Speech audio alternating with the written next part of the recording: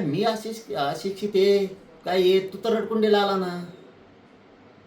तू तर मेटाकुटीला आलाय पा. मी अशिक्षित असून तुला एवढा खोटा ठोकलाय, तर आमचे सुशिक्षित बोलायला लागले तू काय होईल याचा विचार कर मग.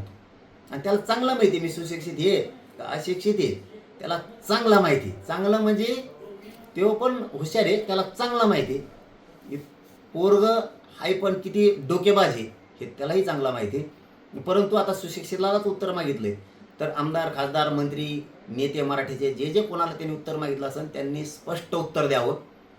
10% एसी बीसी आरक्षण आम्हाला पाहिजे, पण 50%च्या आत ओबीसी आरक्षणात पाहिजे, हे उत्तर त्याला सगळ्यांनी द्यावं.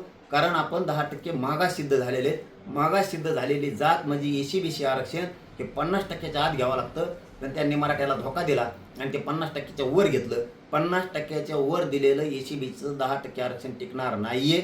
आणि ते गेलं की पोरांना पुन्हा त्यांचे इतके हाल होणार आहेत की ते नोकऱ्यातून बाहेर पडणार, शिक्षणातून बाहेर पडणार आहेत.